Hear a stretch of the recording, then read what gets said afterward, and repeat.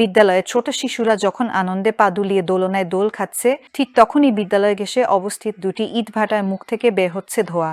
এই ধোঁয়াতে অসুস্থ হচ্ছে শিশুরা। রাজশাহী গোদাগাড়ী কাদিপুর সরকারি প্রাথমিক বিদ্যালয় 2 এর পাশে দুটি ইটভাটা এভাবেই চলছে।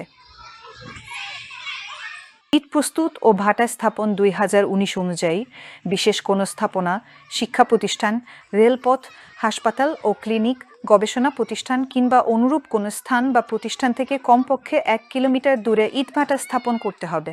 অথচ নিয়ম না মেনে বিদ্যালয়ের সীমানার পাশেই স্থাপন করা হয়েছে ইটভাটা দুটি। সরেজমিন দেখা গেছে গোদাগাড়ী কাদিপুর সরকারি প্রাথমিক বিদ্যালয় এর দুই পাশে অবস্থিত মেসার্স MS ব্রিক্স ও MHB মুনহাওয়া ব্রিক্স নামে দুটি ইটভাটা। বিদ্যালয়ে প্রবেশ করতেই নজরে এলো 4টি শ্রেণীকক্ষের। প্রতিটিরই জানালা বন্ধ। শিক্ষার্থীরা জানায় তারা কখনোই জানালা খুলে ক্লাস করতে পারে না। বিদ্যালয়ে ঘেঁষে ইটভাটা, ধোঁয়ায় অসুস্থ হচ্ছে শিক্ষার্থীরা। আমাদের স্কুলের পাশ থেকে ভাটার ধোঁয়া আসে, ধুলাবালি আসে, এর জন্য আমরা জানালাগুলো খুলতে পারি না।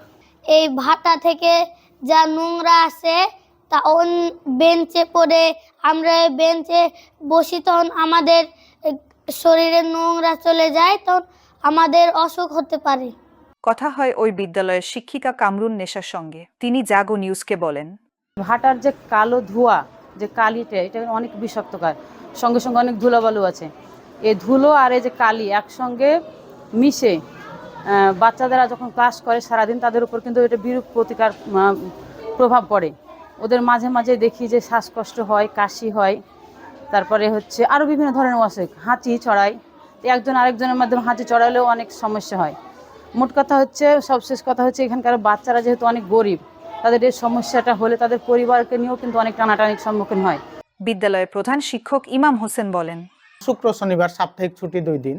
এই 2 দিন পর আমরা যখন রবিবারে স্কুল ওপেন করি, তখন আমরা এসে দেখি high bench, seat bench, chair table এগুলোতে ধুলো এবং বালির স্তর জমে যায়। আমরা যদি একদিন চেয়ার টেবিল পরিষ্কার না করি, তাহলে মনে হয় যে হয়তো 6-7 মাস বিদ্যালয় বন্ধ ছিল। এই ধরনের অস্বস্তিকর এবং ঝুঁকিপূর্ণ পরিবেশে আমরা শিক্ষক, এলাকার জনগণ, এলাকার কৃষক এবং অত্র কাদিপুর 2 সরকারি প্রাথমিক বিদ্যালয়ের কোমলমতি শিশুরা রয়েছে। এ বিষয়ে জানতে MHB মুনহাওয়া ব্রিক্স ইটভাটার মালিক আফজাল হোসেনের সঙ্গে ফোনে একাধিকবার যোগাযোগের চেষ্টা করেও পাওয়া যায়নি। মেসার্স MS ব্রিক্সের মালিক ওবায়দুল্লাহ বলেন, বিদ্যালয়টি আমাদের ভাটার পরে হয়েছে।